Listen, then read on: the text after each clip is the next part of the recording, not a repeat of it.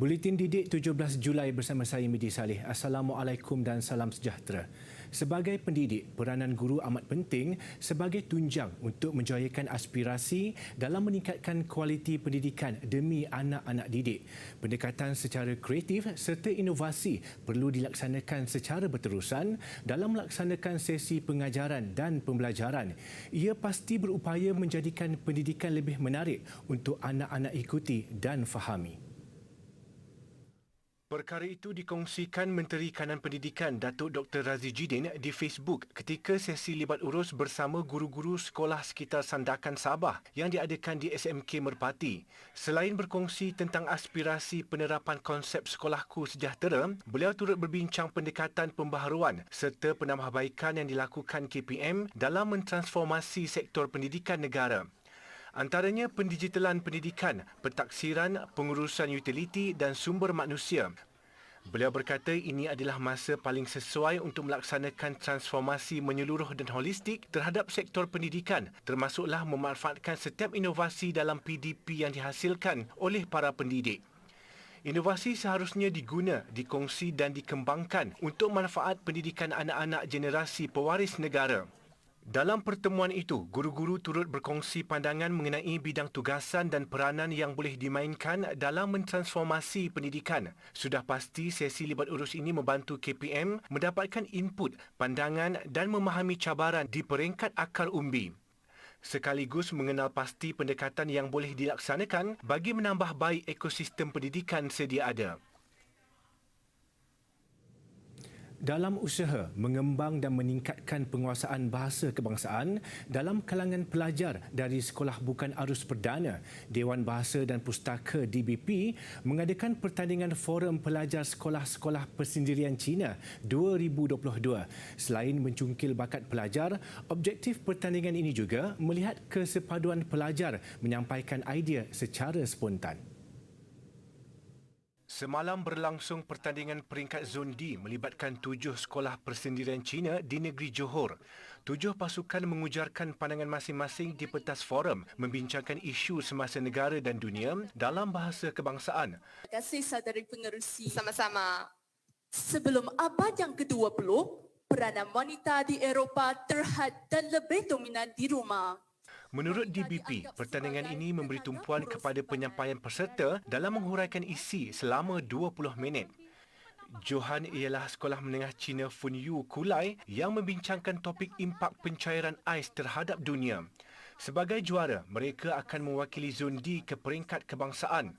Pasukan ini turut meraih anugerah ahli forum terbaik yang dimenangi Ern Wen Ho. Sementara itu, naib Johan ialah Sekolah Menengah Tinggi Chung Hua Muar yang membincangkan tajuk mengantarabangsakan bahasa Melayu, usaha, cabaran dan realiti. Manakala tempat ketiga dimenangi Sekolah Menengah Funyu Johor Bahru dengan tajuk dinamika kepimpinan wanita dalam pembangunan negara. Sukan memanah sudah tidak asing dalam kalangan masyarakat, terutama kanak-kanak dan remaja. Malah kegiatan yang juga sunnah bagi umat Islam itu sudah banyak dipertandingkan sama ada di dalam maupun luar negara. Ia juga dilihat mampu membentuk titik fokus dalam diri seseorang individu sekaligus menjadikannya sebagai individu yang mempunyai jati diri terpuji. Segalanya bermula dengan minat yang menebal dalam sukan memanah. Khairul Rizwan Sidat dan 2 orang kawan baiknya membuat keputusan untuk membuka sebuah kelab memanah di ibu negara pada 2016. Ia bertujuan menggalakkan minat sekaligus mengasah bakat pelajar dengan sukan tersebut seawal di bangku sekolah. Menurutnya, aktiviti yang dianjurkan setiap hujung minggu itu membantu pemanah cilik mengamalkan gaya hidup sihat di samping mengenal erti persaingan yang sebenar. Kan budak kan lebih kepada gadget semua tu kan. So diorang nak hantar tu mostly biasanya untuk fokus yang mula. Dan kalau budak tu akan datang minat lepas tu, itu bonus bagi diorang. Dan pergi tournament untuk compete dan bersaing lah semua. Tambahnya, kanak-kanak dan remaja yang menyertai kelab memanah terdiri daripada orang kurang upaya (OKU), autism dan sindrom kurang daya tumpuan dan hyperaktif (ADHD). Bagi pelajar SMK Datuk Lokman Ceras, Muhammad Adli Iqbal Nur Azli, dia menceburi sukan memanah seawal usia 9 tahun. Mula macam minat saja, hobi. Tapi lama-lama macam tersuka, macam nak teruskan benda tu. Sampai jadi wakil antarabangsa. Dia macam banyak gangguan daripada segi persekitaran. Lepas tu, kalau miss dia mesti drop banyak, down banyak. Jadi, mental kena kuat agak. Bagi pihak ibu bapa pula, Azarina Ahmad yang mula melibatkan kedua-dua anaknya ketika berusia 8 tahun berpendapat ia adalah keputusan tepat buat mereka. Nombor satu sebenarnya tak buang masa lah dengan tengok TV ke, pergi jalan-jalan kosong ke. So at least dia ada terisi lah dengan archery. At least boleh wakil sekolah. Lepas ni mungkin lebih tinggi ke daripada tu. Nampak yang sulung tu dulu dia tak berapa nak social sangat tau, dia dengan handphone dia, dengan tab dia apa semua. So dengan archery dia dah tinggalkan sikit-sikit. Dia turut menasihati ibu bapa untuk menjinakkan anak-anak mereka dengan aktiviti berfaedah seperti ini bagi mengelakkan mereka terlalu bergantung kepada gadget.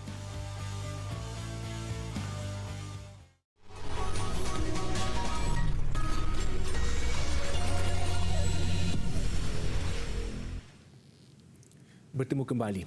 Jika sebelum ini program pendidikan teknikal dan vocational TVET menjadi pilihan kedua, kini ia semakin mendapat sambutan dalam kalangan pelajar. Program TVET Technopreneur yang dirangka Universiti Tun Hussein On, UTHM Batu Pahat contohnya, telah berjaya melahirkan ramai usahawan muda. 300 penuntut sedang mengikuti program Sarjana Muda Teknologi daripada Fakulti Pendidikan Teknikal dan Vocational FPTV. Menurut Dekan FPTV, Profesor Dr. Abdul Rashid Abdul Razak, program TVET Technopreneur berjaya mendaftarkan 65 syarikat milik pelajarnya. Semua syarikat berkenaan membabitkan pelbagai perkhidmatan termasuk makanan, pembinaan bangunan, automasi elektronik industri, penyelenggaraan sistem elektrik serta penyamanan udara. Saya fikir dengan inisiatif, dengan ekosistem yang ada di universiti, dengan fasiliti dan sokongan, maka pelajar tadi bukan mula perniagaan selepas dia keluar daripada kampus, tetapi dalam kampus itu sendiri dah didedahkan. Tambahnya, usaha itu selaras dengan Hala Tuju UTHM yang mahu menjadi pusat usahawan global menjelang 2030. Hingga kini, 2 syarikat milik mahasiswa berjaya didaftarkan di bawah Lembaga Pembangunan Industri Pembinaan CIDB. Mulanya kita orang belajar dulu cara membuat jenis-jenis biji kopi semua tu. Lepas tu kita orang akan belajar cara nak steam milk tu. Lepas tu dengan bimbingan daripada pensyarah kami dapat membuka perniagaan ini. Lepas tu mula-mula masih banyak lagi kelemahan. Lama-lama bila dah buat banyak kali semua tu, dah ada perubahan lebih baik lah daripada yang dahulu. Okey, manfaat yang saya dapati selama saya belajar di dalam UTHM ni, saya dapat cara menguruskan sesebuah restoran ataupun sesebuah kafe daripada A to Z. Seperti sebelum kami membina Cafe and Calories ni, kami buat modeling, kami buat lukiran asas untuk buat satu kios. So daripada awal tu kami membina sehingga sampai sekarang. Hari Perayaan Suku Kaum Bajau di Sabah, Regatta Lepa Sempurna, disambut meriah selepas terhenti selama 2 tahun akibat pandemik COVID-19. Sambutan yang berlangsung 2 hari dan berakhir hari ini dipenuhi pelbagai acara kebudayaan yang mempamerkan keunikan kaum bajau di Sabah. Pemidang layar berwarna-warni menghiasi jalan-jalan utama menuju ke Bandar Sempurna, tanda bermulanya sambutan. Bukan itu sahaja, premis perniagaan dan rumah persendirian turut sama mengibarkan kain layar berwarna-warni yang dikenali penduduk tempatan sebagai sambu layang. Sambutan itu turut menarik pelancong dalam dan luar negeri yang datang menyaksikan keunikan budaya daerah itu. It's all coincidence that we came at this beautiful festival to see the beautiful ships, the people who are celebrating the festival. And it's a beautiful program. Everyone is together.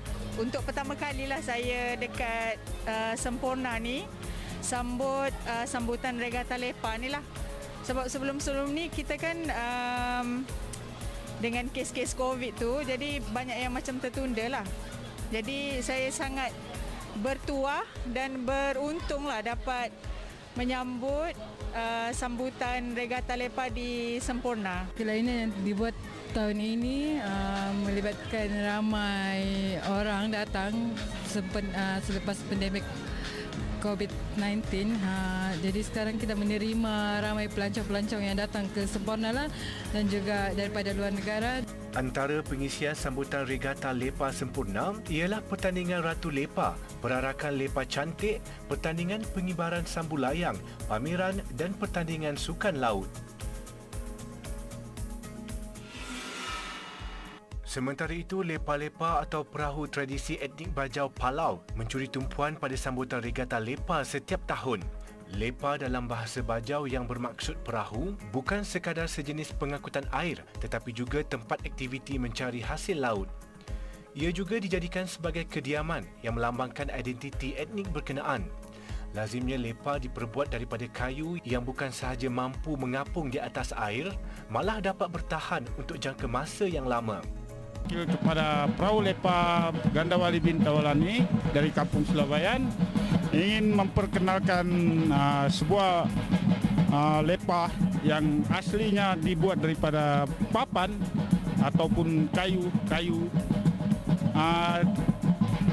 Pembinaan perahu lepa ini dia mengambil masa lebih kurang dalam setahun, sehingga ia menjadi satu lepa, dan mengukir satu ukiran pun dia mengambil masa dalam 3 bulan lah macam tu, paling lama pun. Lagi satu, perahu ni hasil usaha titik perlu kami sendiri. Saya buat lepa ini lebih kurang makan 3 bulan lebih. Ya, digunakan papan, kayunya saraya keat ataupun ubar suluk. Kos lepa ini tidak lari lah daripada 5.000 sampai 10.000 dia dapat makan. Lain lagi dia punya alat-alat, lampu, generator yang sembulayang, lain lagi. Tidak lengkap sebuah lepa tanpa kain layar utama dikenali sebagai sambu layang. Secara tradisi, setiap premis bangunan maupun persendirian di Semporna Sabah akan dipasang dengan sambu layang pelbagai saiz dan warna beberapa hari sebelum acara sambutan berlangsung.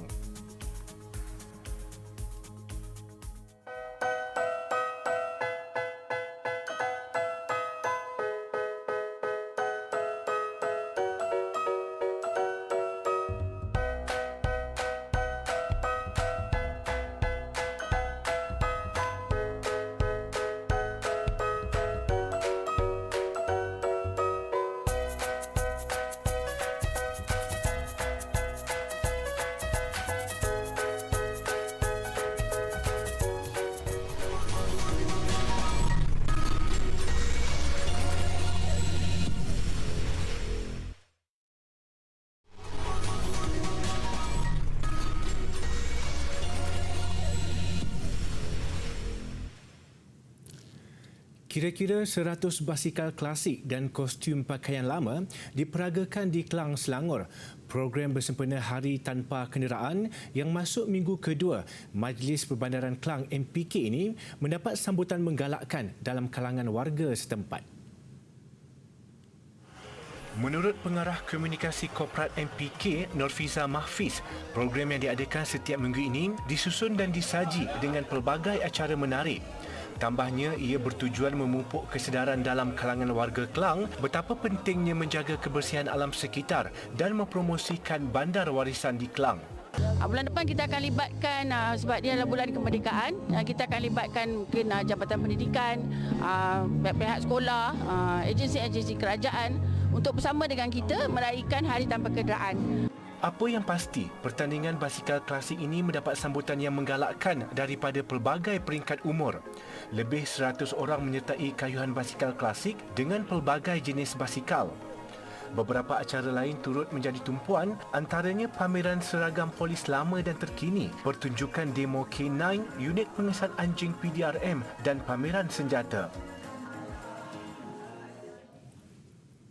Festival Filem Sinema Paradiso kembali di Paris, Perancis menyaksikan acara berlangsung di luar Museum Louvre untuk 4 malam berturut-turut.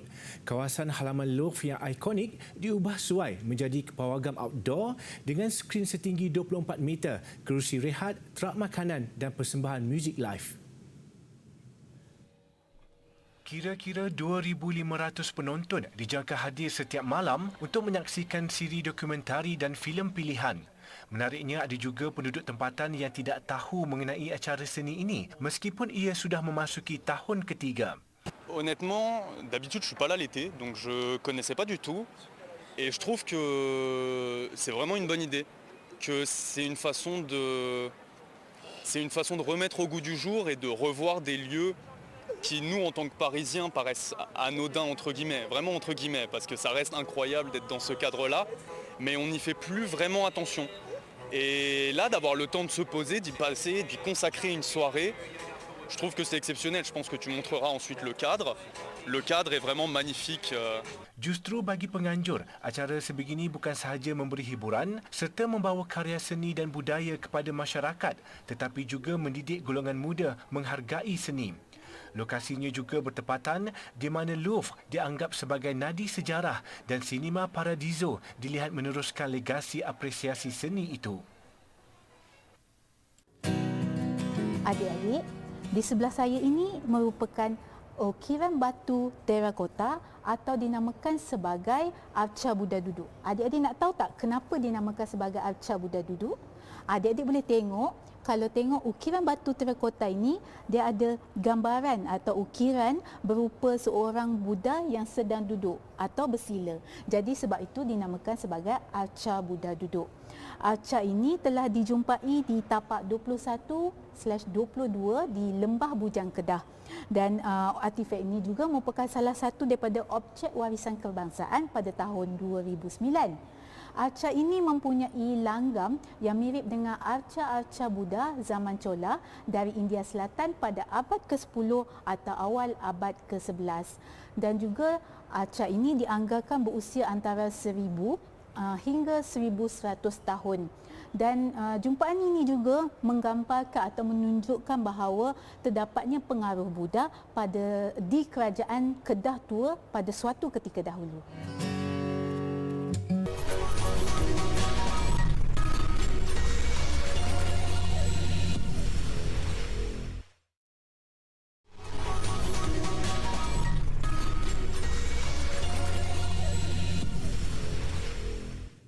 Sukan. Muncul pemenang pada kejuaraan AFF bawah 19 tahun, satu lagi pencapaian gemilang bola sepak negara bagi tahun 2022. Ia menyusul selepas kejayaan skuad senior mara secara merit ke Piala Asia 2023. Juga catatan membanggakan 3 kelab kebangsaan, JDT layak ke-16 pasukan terakhir Liga Juara-Juara Asia serta Kedah Darul Aman FC dan Kuala Lumpur City ke separuh akhir Piala AFC Zon ASEAN. Barisan 25 pemain negara selamat kembali ke tanah air semalam membawa piala kemenangan kejuaraan AFF bawah 19 tahun. Paling menarik, skuad bimbingan Hassan Sazali Waras ini diperkuatkan kelompok pemain berumur 19 tahun dan paling muda berusia 17 tahun. Menurut Hassan Sazali, dia telah memantau kebolehan dan perkembangan setiap pemain yang beraksi dalam liga tempatan. Daripada situ saya melihat daripada perkembangan pemain-pemain ini adalah minit-minit permainan mereka dalam liga tempatan. Jadi apa yang melegakan saya, kebanyakan pemain-pemain yang ada di sini dah terlibat dalam Liga Premier League sekurang-kurangnya. Jadi pengalaman yang mereka ada dalam Premier League itu telah mematangkan mereka bagi menyertai kejohanan AFF ini. Pemain bakal dikumpulkan semula Ogos nanti bagi menghadapi kelayakan Piala Asia bawah 20 yang dijadual berlangsung di Mongolia pada September. Hampir kesemua pemain yang dibawa ke Indonesia diberi peluang beraksi bermula 4 perlawanan peringkat kumpulan B dan penampilan paling memukau menjinakkan pasukan pilihan Vietnam dengan kemenangan 3-0 pada separuh akhir. Pada aksi final, Malaysia menewaskan Laos 2-0 sekaligus menebus kekalahan tipis 0-1 pada saingan kumpulan. Memang kita orang dah cakap pada awal lah, kita memang sebab bila separuh akhir tu dah clean sheet kan. So kita nak kekalkan clean sheet tu untuk perlawanan akhir. So alhamdulillah benda tu capai sebab semua barisan pertahanan pun main dengan agak baik semalam, disiplin.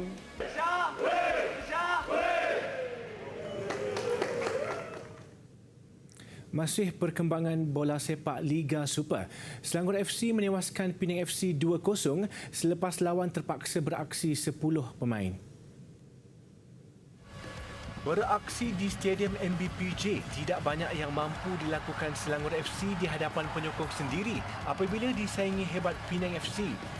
Namun segalanya berubah apabila Penang FC kekurangan pemain pada minit ke-67 apabila Ahmad Syukri Abdul Hamid dibuang padang selepas dilayangkan kad kuning kedua. Cuma 5 minit selepas insiden itu, Selangor FC di depan menerusi jaringan Muhammad Syahril Fikri Mat Fauzi. Penang FC yang dibimbing Zainal Abidin Hassan semakin hilang fokus menyaksikan Muhammad Syahir Bashar meledak gol kedua tuan rumah minit ke-79. Kemenangan 2-0 membolehkan Selangor FC berada di tangga kelima mengumpul 15 mata, manakala Penang FC di kedudukan terbawah selepas mengalami kekalahan kali ke-6.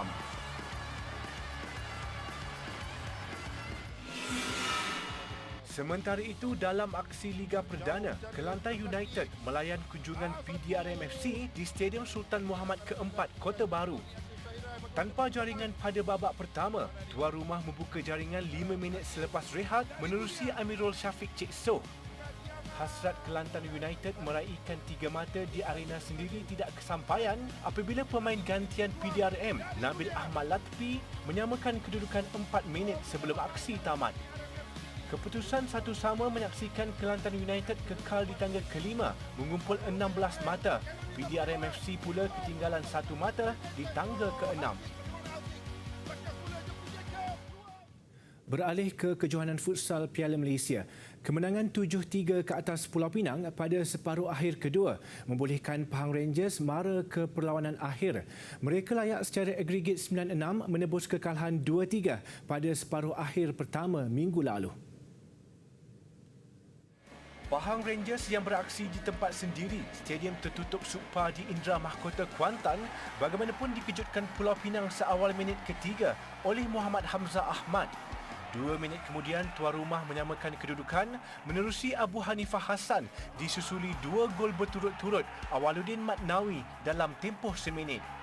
Meskipun Pulau Pinang berupaya merapatkan kedudukan menerusi Muhammad Amirul Madrazi, Pahang Rangers semakin garang menambah 2 lagi gol, kali ini menerusi Yazid Kamaruzwan dan Rizwan Bakri untuk selesa mendahului 5-2 pada babak pertama.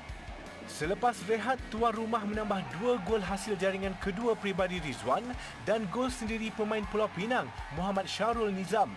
Pulau Pinang sempat juga menjaringkan 1 gol menerusi Ikmal Najmi Ismail, namun ia sudah terlewat menghalang kemenangan 7-3 Pahang Rangers. Pada aksi final, Pahang Rangers akan berdepan pemenang di antara Selangor Tot dan Selangor Mac yang bertemu pada separuh akhir kedua malam ini.